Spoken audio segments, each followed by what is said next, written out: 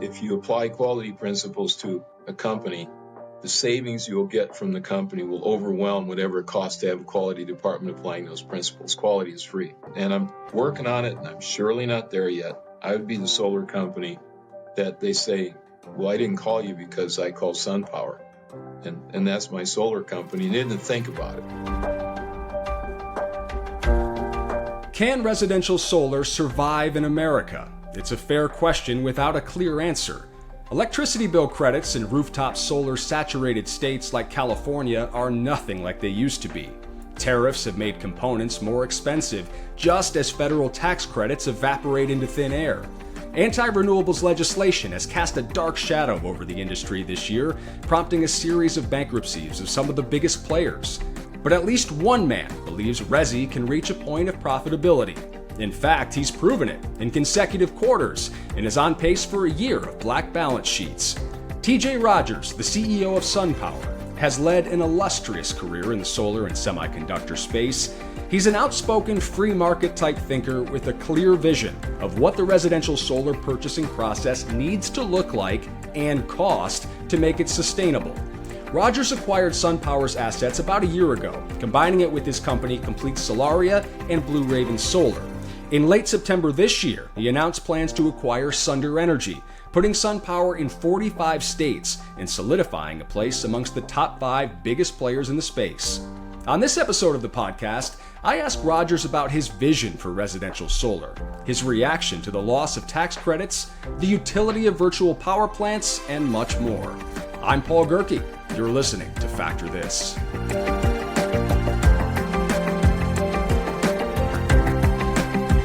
Are you wondering how utilities in the Northeast United States are tackling problems like load growth, grid reliability, and sustainability?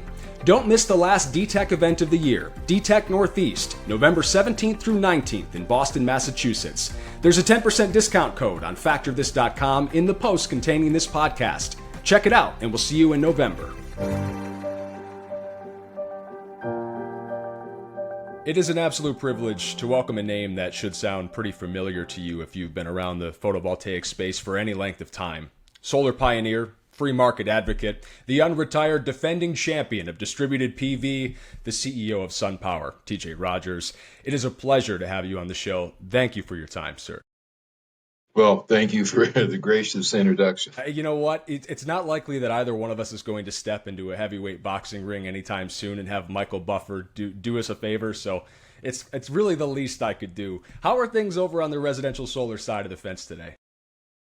Well, last quarter we reported our revenue dropped from a little over 80 the prior quarter to 67.5. So I likened it to a deep freeze, and then in order to cover my tracks or to dissemble a little bit, I showed pictures of the Ice Bowl in Green Bay, who I was alive for when they won. It was 18 below zero, and I showed pictures of people whose breath turned from breath, not you can see your breath, turned from breath into ice crystals immediately on exiting your mouth. And the entire stadium was covered with a cloud, a layer of a breath cloud. So I likened it to a freeze of that proportion. I think that was it. I don't know, because the thing hasn't happened yet. That was all reaction to a leak. The thing's going to happen. Well, second point is it's not going to happen as nearly as badly as forecasted. It's going to happen at the end of the year, and only for loans and cash payments from individuals. So as usual, the government's going to shaft the little guy. But the financial institutions are all going to stay in business with third-party ownership. So given that the majority of orders in the market today are for that, because frankly, it's a better deal for the little guy, we've got an extension. We've got parole or time off for good behavior or whatever you want to call it. I first want to say that I appreciate the Lambeau Field analogy. I was there for Week 17 against the Lions a couple of years ago, where it was similarly freezing conditions, where you could sort of see the spotted cow breath coming out in front of you. You talk about being a champion of the little. Were you watching the game, the last game with the Lions, where we beat the crap out Yeah, of them? I was. I'm starting to get I the was idea there. that you might be a Packers fan talking to a Lions fan here. Given that I was born in Oshkosh, Wisconsin, 60 miles south of Green Bay, and that I go to half of all the games every year, yeah, for forever, right? So yeah, I'm a diehard This Packers suddenly fan. just got so much more contentious on accident. I can wear a different Packers outfit every day for 30 days in a row when we do a championship run. Hey, you guys look pretty good so far this year. Maybe we'll catch up a little later in the season once you have a chance to visit Ford Field. The next game's going to be a rumble. I'm really looking forward to it. I'm looking forward to getting a little deeper into the weeds with you on your view of not just SunPower, but residential solar in the larger ecosphere of this energy crisis that we're in as electricity demand continues to increase to create God within a machine or whatever it is we're doing with data centers. I want to start by tipping my cap to you. You've been so forthright with the media in particular after taking over what was left of SunPower through Complete Solaria, and you were, one of the first to say, "Hey, we don't need these subsidies." I believe you quoted Dr. King saying, "We're free at last from the government subsidies." And you know what, TJ, I've been hearing people whisper now the things that you were shouting months ago about maybe this is the time to finally rip those band-aids off. How do you feel about that position today? Well, first of all, I've had that position for decades. I learned the position I went to Stanford, and I was lucky enough to know Milton Friedman, and he actually took phone calls when I called him for advice. And I believe in free markets. I'll leave it there. I believe strongly in free markets. There was an op-ed that I ran about a month ago in the Wall Street Journal. It was on chip subsidies, and I pointed out in detail how the subsidies of the government to the chip industry, the Semitech subsidy, harmed the industry. And some of the really crappy things that went on behind the screen. Now, of course, we have billions of dollars, the CHIPS Act, and we can do that in a grander scale. But 3 years ago, also in the Wall Street Journal, in an op-ed, I wrote about tariffs for solar. And I explained how they were bad for solar. This before the tariffs got turned up, Trump shut down panels, all that kind of stuff, even before the Ocean Poly fiasco, where they apparently really did use slave labor, really not okay. Anyway, I wrote that, and I pointed out how subsidies were screwing up the solar industry. And I hadn't acquired SunPower at that time. I was still just CEO of a small solar company. We were griping about subsidies in China, giving them unfair advantage. By the way, I went through all of that when there were subsidies in Japan, giving the Japanese semiconductor industry an unfair advantage. It's what you always scream. It's not I'm a welfare queen. It is I need help because of unfair competition. And then you hire mouthpieces to say that, and when you're a hired mouthpiece, your morals are such that you will construct arguments to support your point. The one I wrote a few years ago was, why do Americans pay $3 a watt for solar and Europeans pay $1.50 a watt? Why in the land of the free, even with a subsidy that should nominally reduce the cost, are we higher? And the answer is the government's in there screwing everything up all the time. They're doing it again now. You're looking at domestic content issue now where they're giving companies months to react. Oh, build a plant, build it quickly. Sure. And then after I build it, we'll have Trump get out of the other side of the bed and change his mind again. So the full quote is, free at last, Lord God Almighty, free at last. And this is what Martin Luther King said about his constituency. And in my case, getting rid of this government crap, I'd rather have higher prices and compete in a market where merit mattered again. Like right now, there's a shortage of panels because everybody is hoarding panels so they can start projects, that'll linger for 2 years as they finish them, trying to preserve their tax credit. And of course, anybody that's worked in any manufacturing industry knows inventory is death. You never load up an inventory. Just in time is studied. Everybody understands just in time is right. You buy what you need when you need it, then you install it. And of course, we're doing the opposite and being not forced to, I didn't do it, but being economically incentivized to do it. So you're not safe I'm harboring hoping, anything my right plan is simple. When those companies go bankrupt, I'll buy their panels at half price. now. So you're not safe harboring anything right now. And is it just a moral thing, or is it really sound business practice where you just feel like that we shouldn't be tinkering in the market in this way? It's sound business practice. Panels are a learning curve. It's like buying 2 years worth of cheese and setting it in your counter. Okay, you'll never get to the last cake of cheese. It ain't gonna I'm happen. going to tell my wife that and see if she's up for it. But But you go in your refrigerator and it's like an archaeological dig. And that's one. Two, no, it's not a moral thing. I remember one time, we Cypress, my old company, we're going to acquire a company that had a lot of government contracts. And they were gravy contracts, overpriced, the whole thing. And I called up Milton Friedman and said, I like the company, I like the management team, I like their products. But then I explained what I just said to you. And I said, what do you think I ought to do? And Friedman had a way of just puncturing right to the point.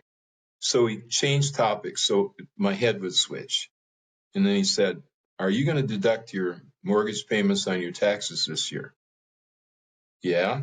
Well, why are you going to do that? Well, there's a law that says you can deduct your mortgage payment off your taxes, but before you pay your taxes. And, I'm going to follow the law. And then he said to me, quote, why would you do anything less for your shareholders?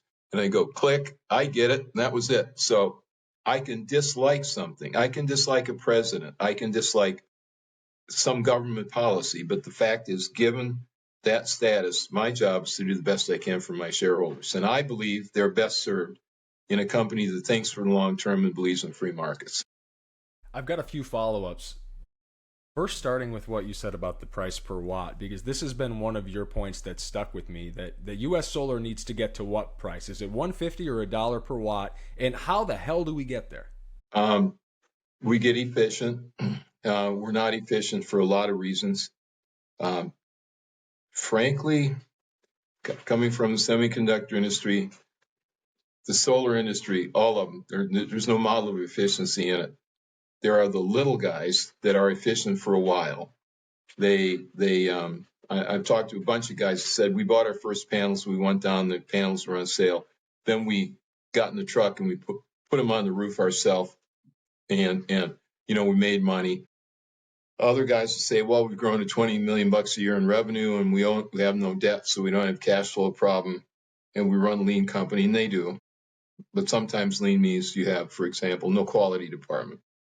And the fact is, once you get big enough that you're doing 200 jobs a week, then all of a sudden it's a flow. You can't know all the details about every job. You and your brother-in-law can't go install a tenth of a percent of the jobs.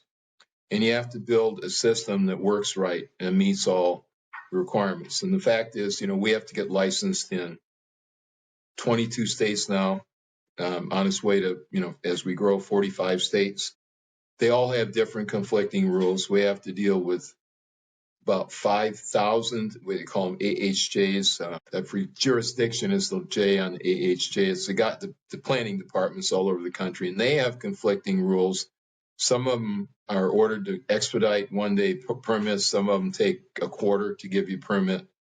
And that builds in an extraordinary inefficiency in companies. It's just difficult to deal with that. And I couldn't, if I wanted to, and I don't want to, clean all that up. I'm 77. I'm comfortable. I have a vineyard in my backyard, and I work today because I like to work, and I'm not bitching about my company. But I'm not going to clean that. They call it the swamp. They call it a swamp for a good reason. So I'm not going to clean that up. So my job is to do the best I can given the situation. We don't have lobbyists. I don't send people to Washington. I have a couple guys that read secondhand material on this stuff to find out what the latest new rule is, and then we move forward. And since we're merit-based in free market, pretty much the rules have to line up with what we do, or you've wiped out the core of your industry. You've already caused a lot of people to lose their jobs. I know that you retained as many as you could when you did take over and return SunPower to profitability after quite some time. I'm sure it was tough to sort of look at the numbers and realize where your headcount needed to be. We're sort of a year and change removed from that now. What are your thoughts on how big that company should be and how you're supposed to keep it lean while maintaining the sort of quality control that you just mentioned you sort of can't skip over? I have been out of SunPower. I was the chairman of SunPower when it went public, and I think it was 2002 or 3. I was the first chairman of the public company. My chip company owned control of SunPower and owned 40% of the economics and 95% of the votes. So I used to be a solar guy. It was my second job. It was a great job that I kind of Cypress invested in startups. We had 17 of them during I was 34 years their CEO. SunPower was by far the most successful. We made a lot of billions of dollars, literally, for our investors with SunPower. After the French oil company Total in 2010 started buying their stock out of the market in what was called a friendly takeover by them, I never got a phone call. I found out about it when my broker called me up, and we never were consulted with on the board, and then I just left.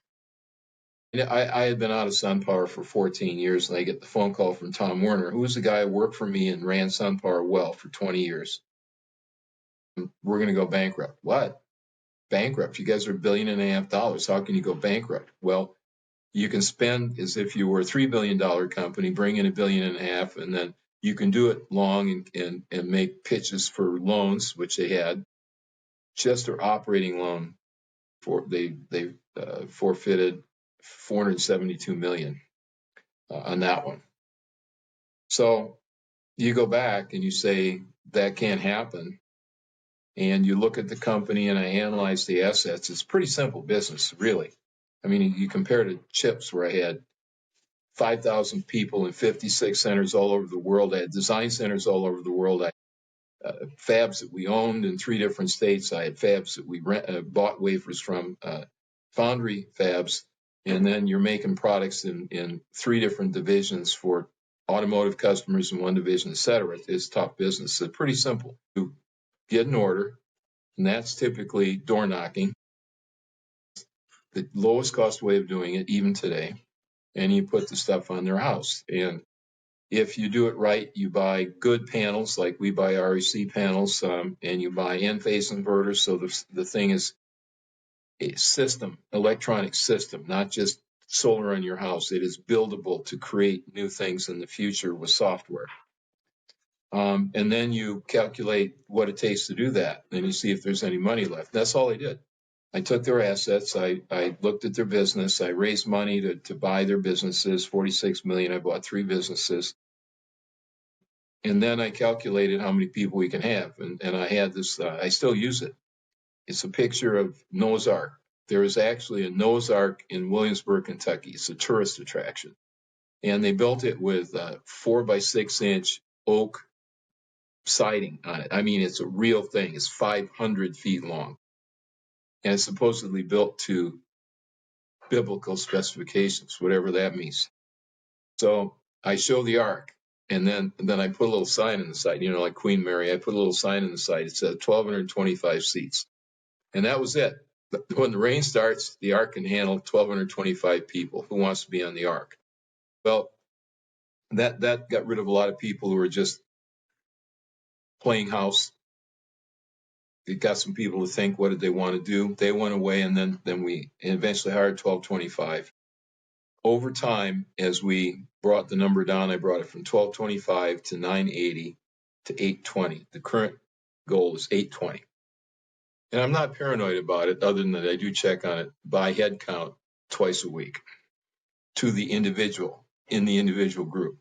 And I have quotas for each group, and those are set by consultants who tell me how many IT people I should have to be in the 75th percentile per $1 billion of business. How many HR representatives per full-time employee should we have to be in the 75th percentile of efficiency among their companies? So we run it that way. And we got to 820, believe it or not, last Friday, a week ago. Hit 816. Then they're all waiting for the next bit of bad news. And okay, I've been watching them carefully, and they're lean and they're working hard. And we've had a couple things happen. That is, we didn't get everything I wanted for a quarter because they tried and they didn't have staffing to do it. So I agreed with them last week. 820 is the magic number. Now we're going to get the best 820 people we can get in the world. We turn over, let's say, 5 people each week, leave for some reason, and then we don't hire back those 5 people. We hire back the 5 most important people on our combined list. It's not edict from the top. And then we lose people we don't care enough about, or they don't contribute enough, that we are allowing them to stay on and bringing in important people. And if you do that for a year, trust me, it's a very powerful system. I call it the rec auction. The CEO auctions off to the vice presidents. You got 5 tickets you got last week, and he auctions off. Which one of you wants somebody for one of these positions we can do? Now, it's done with money, not heads, but to explain it here. And then and what's really interesting is no longer CEO versus VPs all arguing their own point, their own way. It's everybody arguing against the guy who wants to suck up 3 people because of blah, blah. And they're going, what about this? I need one guy to do this critical thing. We're not doing it now. It's hurting the company. So you end up with a consensus, and you end up causing the executive staff not to think about a company as infinite resources to be used the way you want to make your life easier, but as a company as something you contribute to and have to make stronger and better to support all of us. And that attitude really does come around. That's one of those things where you learn a little thing every week or two, and after 52 weeks, you get it, what it's supposed to be like. So that's how I run the company. And right now we're in the mode of, I'm not going to cut it anymore. And they also agree, by the way. Now they've been on a journey. If you added the headcount of SunPower, its subsidiary Blue Raven, and Complete Solar, if you added those headcounts, it was $34.99 the quarter before we merged. And that's $34.99 lost $40 million in one quarter. Operating income loss. That also includes its cash flow, and then there's more cash flow for other things. So we're not on 820. We've been profitable for 2 quarters. We've got a promise on the street to have our 3rd quarter profitability in a rolling year. We've only had 3 quarters, but we're going to have our 3rd quarter profitability in a rolling year of profit this quarter. So everybody says if you create good, healthy rules for running a business right and proper, that'll build a strong company, and they're all starting to believe. So I got half a transformation done there. It's been 40 years since SunPower was founded, and listening to you go through the transition period of the last year, I wonder, if you could look back for a minute and compare, how does the lean modern SunPower compare to the one that you co-founded, that you were a huge part of, as a major investor with Cypress Semiconductor and making them what they were before these financial issues? How does that company compare to this one? The original company was Dick Swanson running it. By the way, I hired him back. He now works for SunPower again. He's a consultant, technology consultant for us. Paid him with stock. Is a genius. Was an okay CEO because he's a genius and worked on genius stuff, and that's not always aligned with the floor mopping you got to do if you're just a grunt CEO trying to make the company work right. They had smart, dedicated people, and they had gaping holes in their knowledge required to succeed in the long haul, which they didn't know about and I didn't know about. And what we brought to them was a knowledge of how to make silicon cheaply and effectively. We helped give them equipment that made one solar cell every 3.3 seconds. Swanson's design for the solar cell was the best in the industry, gave 20% efficiency. And then there's a crowd down around 14%. So we had just absolute technical dominance with our equipment. We put the automatic line in the Philippines, so we had an automatic line in a low-cost country. China's since surpassed and blown away everybody, primarily because they've done 8 generations of auto lines in that time, and they focused on it as a country, and they've wiped everybody out. That's fine. I hope they dump more. I hope they get down to a nickel a watt. I'll be glad to buy a nickel a watt, and employ a lot of people to put almost free solar cells on the house and then pay for all the other stuff I got to deal with. The one thing I have learned from Trump, I think in size of government and other things, he's done a reasonable job. Of course, he's not very likable.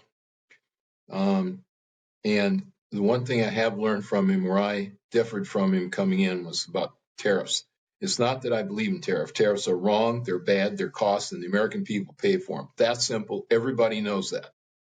And then we talk about building back America again and all that stuff that comes off of 1950s television. We're not going to have the beaver and that family come back and be middle America again. And guess why? Because Americans don't work in a factory for $2 an hour, right? So when stuff can get made for $2 in an hour in a foreign factory, Ricardo and Smith, about the time of the founding of the United States, defined the principles of division of labor. Bottom line, you and I are better off if I never do any broadcasting or manage any broadcasting, and you never have to make a chip or put solar on your own house. I can say I'll do a good job at what I do, and we'll exchange money for the other services. My story, I tell it all the time, and this is really true.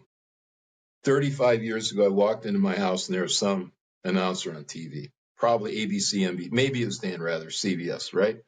And I'm looking, and there's this senator or vague tie-wearing person in Washington griping about the bad guys who were the other side. And I don't remember if it was a liberal griping about a conservative or vice versa. And they were just yammering away.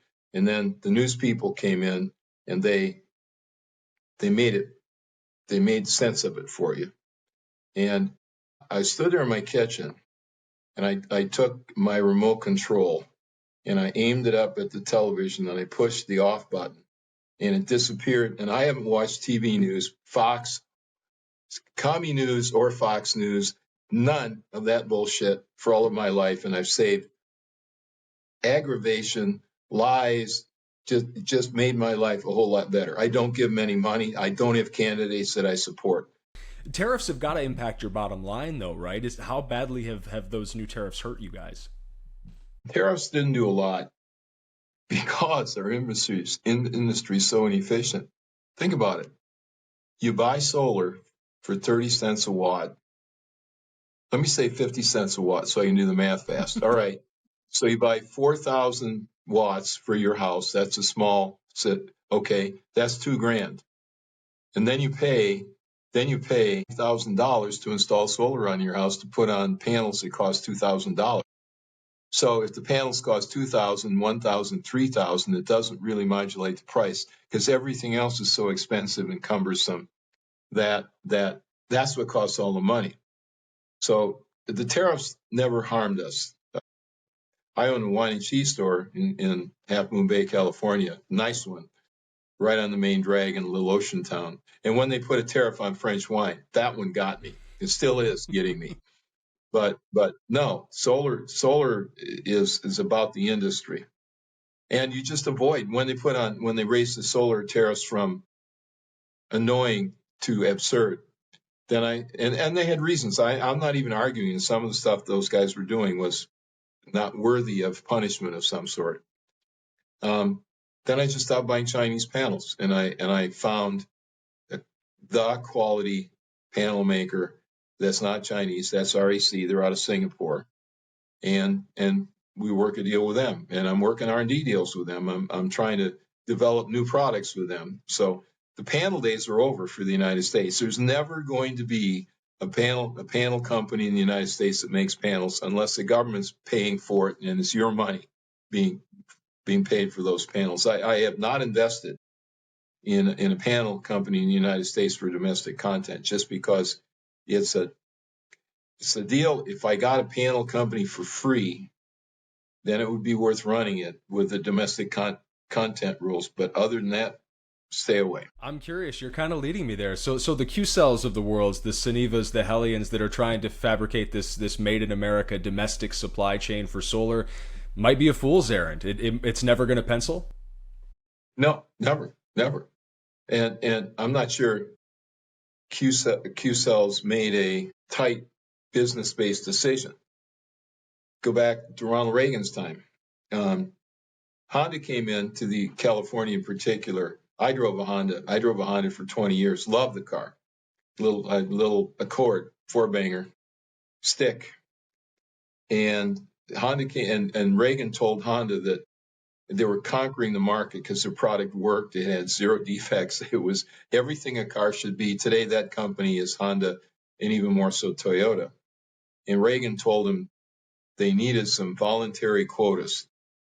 What's a voluntary quota when the president of the United States says you have to limit your import of your cars because our guys aren't competitive? Well, they did a quota. So, we can do whatever we want, but by the way, that one did work. And that's because you can afford to pay automotive workers enough money to have a decent life in the United States.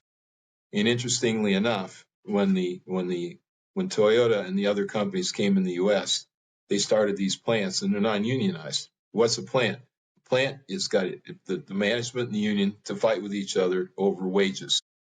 And none of the foreign plants, none of the Toyota plants are unionized. They've tried real hard to unionize them because the workers say, I get treated really well, I get paid well. Why would I do stuff to harm my own plant? So you can ask, is it management or is it the rules? But we do have a lot of plants in the U.S., and as long as they're on U.S. soil, economists being U.S. and they employ U.S. people, that one did work. Panels, you're talking now about a panel that's 6 feet high and 3 feet wide, puts out 450 watts of power, and that thing, at 400 watts, that thing sells today in China for 25 cents a watt. So you're talking $100, and it's got a piece of glass on it, this tempered glass that has an anti-reflective coating on it that's made with an anti-scratch coating that's got little tiny balls of glass in it, little spherical lenses in it that make it a good anti-reflective coating at cheap price. That you have to get from China to make it. Nobody makes it here. You buy one of those pieces of glass for $8. And then you got the aluminum frames. You have to buy them from China. So at the end of the day, you pay more duties on the parts of a panel than to make them here. Now, maybe, I don't know in the deals for the U.S. plants, they lay off on the duties for domestic manufacture. But just look at the numbers. They're not there. Where are the numbers for residential solar? Where is its place as we head into 2030 and 2050? I talked to a lot of folks on the distributed generation side who seem to think that virtual power plants and microgrids will have a much larger role in the future. What do you think about home solar playing a part in meeting grid demand and shaving peaks and being used as a grid asset? Great question. And the answer is I'm very optimistic. You get rid of government interference. That creates a free market. You have competition in the free market for your customers, and that means price and capability, and that's going to be dominant in the future. And then that competition creates product the other guys don't have, and then you sell, and you get an equivalent like the semiconductor industry. I mean, the semiconductor industry cut prices by literally in my career. I started in semis in 1970. I left in 2017, and the price of a transistor went down by a factor of 1 billion during my career. So you can have competition in free markets and drive down prices. So I look forward very much to the free market springing out and making a lot of innovative companies. I'll give one example. I'm a member of the board of directors of Enphase. Enphase makes microinverters. Microinverters are the thing about the size of a VHS, old-fashioned VHS disc that take the power from a panel, let's say 400 watts at 40 volts, 10 amps, 40 volts, 400 watts, and then turns it into AC current, which is grid-worthy. Grid worthy is a big deal. It's most of the cost. That is, that other side of every one of your panels is connected by hard copper to the pole outside your house, and they're all connected in parallel. They're all objects on the internet, and you can watch them. You measure their power output every 15 minutes. So you have power profile during the day. You can watch the cycles of the sun over the year, and you can look up and find out one of your panels is underproducing. You can look up on the record of one panel and find out that it's not producing, is dying. And all that comes from monitoring those internet objects. All right. The next thing comes is when those internet objects are managed in a way to do something in concert. So Enphase has now got a product which says, and you push a button on your cell phone. What I'm telling you, by the way, that information comes on your cell phone in the visual form in a satellite looking at your house, and you can see the panels. You push the button, and the button says, charge my electric car with only solar electrons. What does that mean? Well, if you're a greenie, it means you have an electric car. But you know the electricity got made with a lot of hydrocarbon sources, and it's not renewable.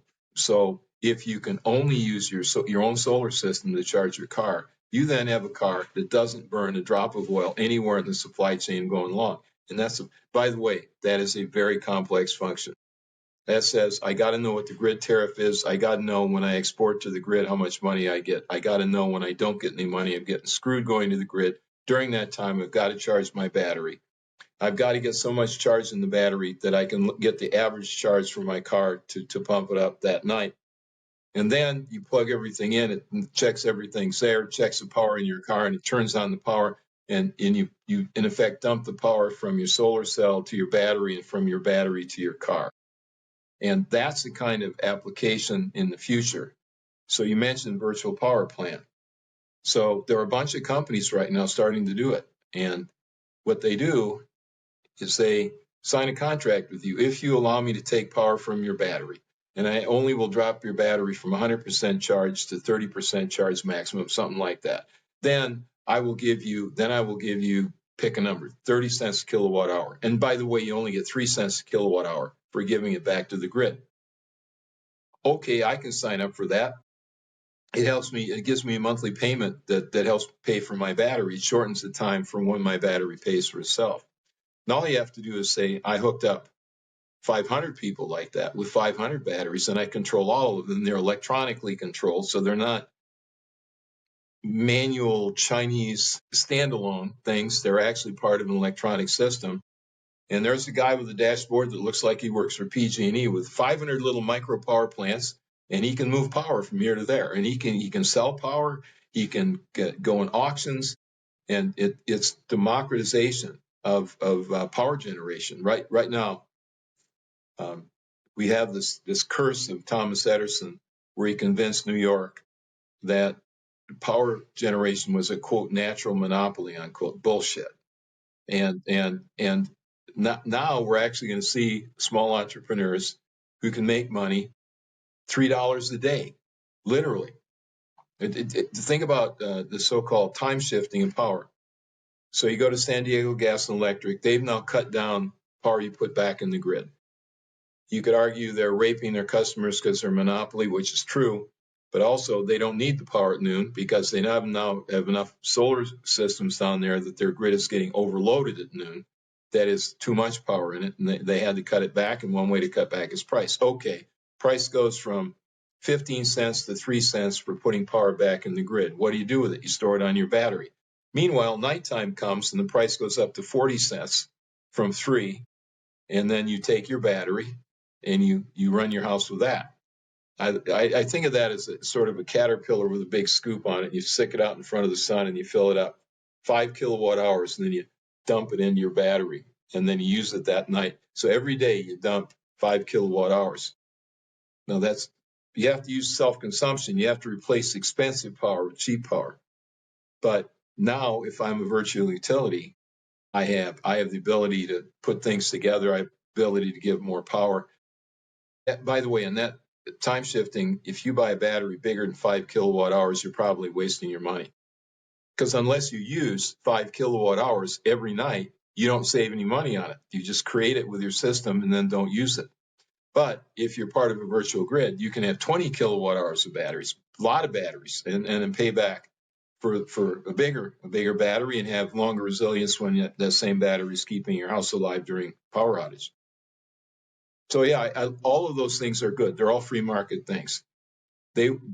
Trust me, they will find a way to snuff it because it puts the regulators out of business. It puts the guys who want to make little micromanagement calls in the industry out of business, and they won't tolerate that. I'll remember to They'll come save back to us that again. quote if and when it happens. You called it here first on the Factor This podcast. Well, free marketeers, you just look at the history of what they do and the government, and they tend to tax productivity. They don't tax things that should be taxed to make the country better. They tax where the money is, and the money is, of course, where there's productivity. So they go make the rich guys pay their fair share. You know, you've heard that before, right? Well, that rich guy who pays their fair share also didn't invest that money in another equally successful venture to the one that created his richness, his riches. So they always go for the money, and doing so, they attack the most productive part of our society and scale it down. Good news is they can't spend enough and be bad enough to really make the engine not work. I would much rather take 1/10 the money and be able to invest it for without restraint than have a lot more money and have to go through all this stuff that you have to do as an investor today. I know you're a busy man, and I don't want to keep you all day, but I've got two more for you, if you don't mind, TJ.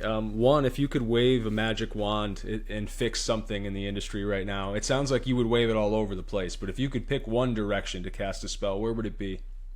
So I think for the solar industry as a group, I would wave the flag and say customer service, true customer service, giving the customer what the customer needs, customer service and quality. A good product that is reliable, the installation that's reliable. And that's difficult because of the diversity of the job. We're working on that right now. I've got my largest non-operating department is my quality department. It's got 18 people in it, and we're working on that all the time. If we got that together, there's one of the first quality books ever written is called Quality is Free. And it was written in the 70s. And the idea is if you apply quality principles to a company, the savings you'll get from the company will overwhelm whatever it costs to have a quality department applying those principles. Quality is free. And it's really true. So I would work on that. And then I would be the solar company, and I'm working on it, and I'm surely not there yet. I would be the solar company that they say, well, I didn't call you because I called SunPower. And that's my solar company. And they didn't think about it. Your competitor, or the new guy in the block, or the new import, or the latest scam, financial thing. They simply call up SunPower, they get a quote. The quote is fair, maybe not the lowest quote, but fair, and they go with it. That's what SunPower built itself on, and I'm trying to bring that back.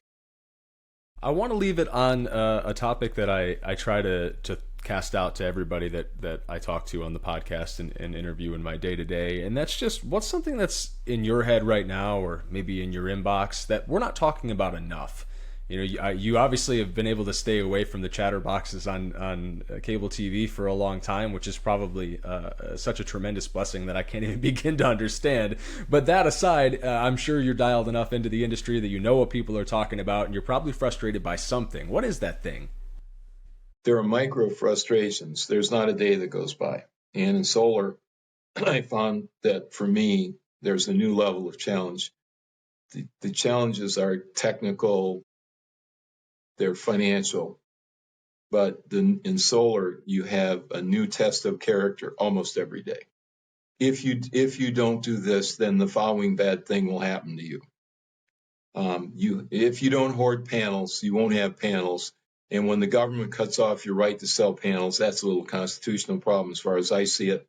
When the government cuts off your right to sell panels, you'll go out of business. So you kowtow that this is kind of like Chinese so-called capitalism, really.